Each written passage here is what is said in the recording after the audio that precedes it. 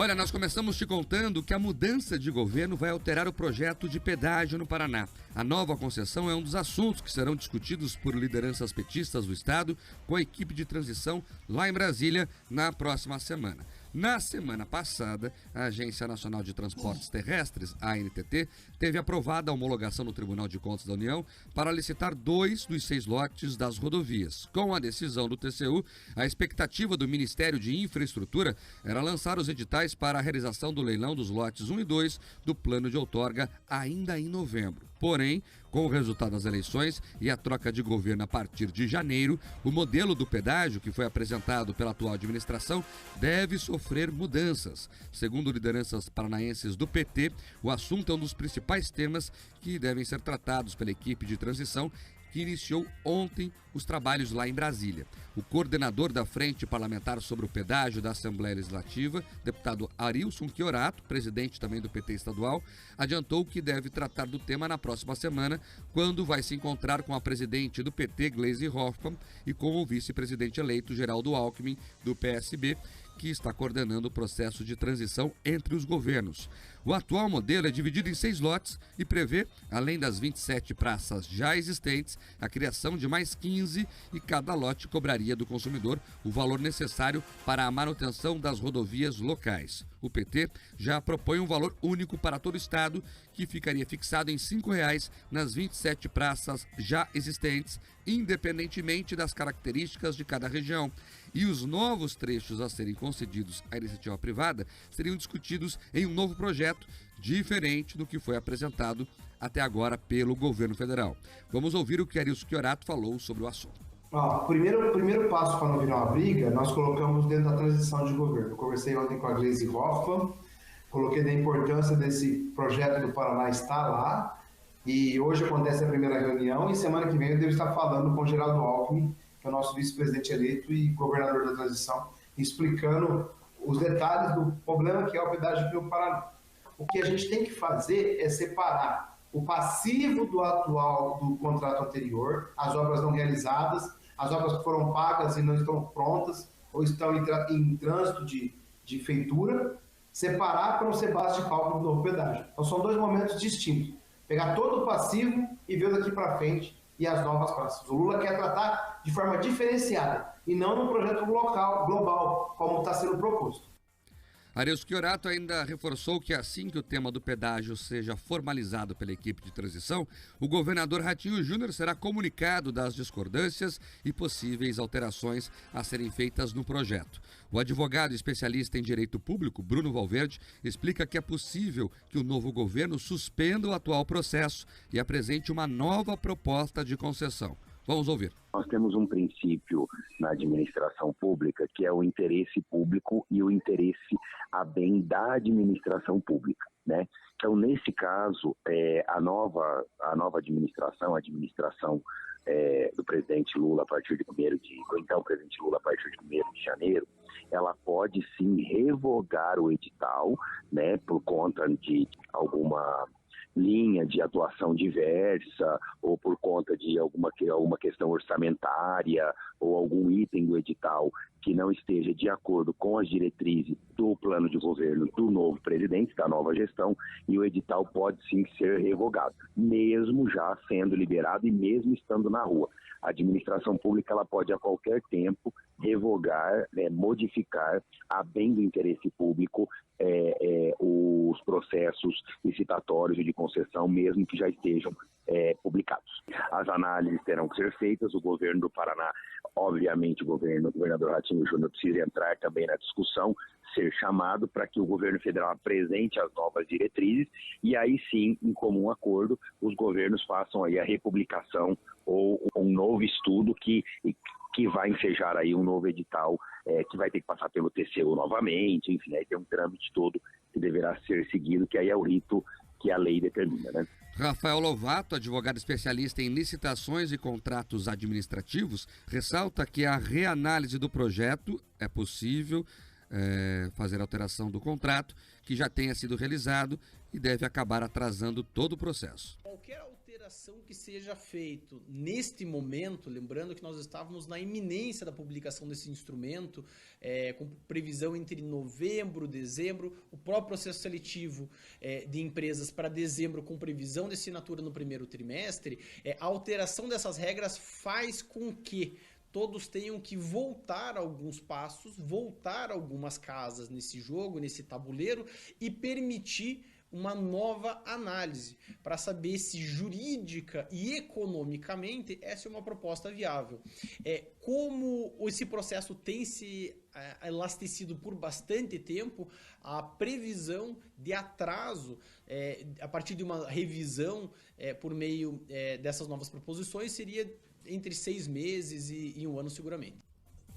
Por meio de nota, o Departamento de Estradas e Rodagens, o DER, do governo estadual, informou que permanece acompanhando o desenvolvimento do novo programa de concessões rodoviárias e que a prioridade é garantir uma tarifa justa com a execução de obras necessárias. O DER reforçou ainda que a iniciativa foi discutida junto à sociedade civil e poder legislativo, com audiências públicas em todo o Paraná, para finalmente chegar na modelagem atual. Vamos falar o português claro aqui? Na verdade, tudo pode e pelo jeito vai voltar à estaca zero. Você escutou o presidente do PT dizendo aí que o presidente da República eleito não concorda com o atual modelo e quer rediscutir tudo.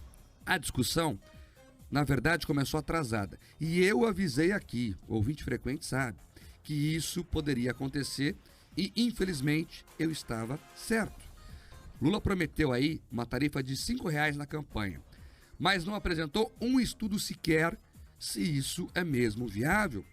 Segundo especialistas, o cincão do Lula dá apenas para fazer a manutenção. Leia-se, tapar buraco, pintar faixa e roçar o mato. Ou seja, no plano petista, não tem a previsão de obras importantes para garantir a segurança em vários pontos e para melhorar o escoamento da safra. Se a próxima licitação não prever essas obras, o Paraná pode passar os próximos 30 anos, reforço, as próximas 3 décadas, sem nenhuma obra importante na infraestrutura rodoviária do nosso estado. O atual modelo que está em discussão lá em Brasília, ele foi desenhado a várias mãos. Vale a pena aqui relembrar rapidamente esse histórico. O governo federal apresentou um projeto, nós dissemos não, isso não vale para nós. Aí teve uma união do setor produtivo, da sociedade civil, do governo estadual, da Assembleia Legislativa, para redesenhar uma proposta exclusiva para o Paraná. Várias audiências públicas foram feitas. Nós chegamos então a uma fórmula que prometia preço baixo, preço justo e obras importantes. E toda essa construção, esse diálogo dos paranaenses pode ser jogada na lata do lixo pelo governo do PT, que nem começou ainda.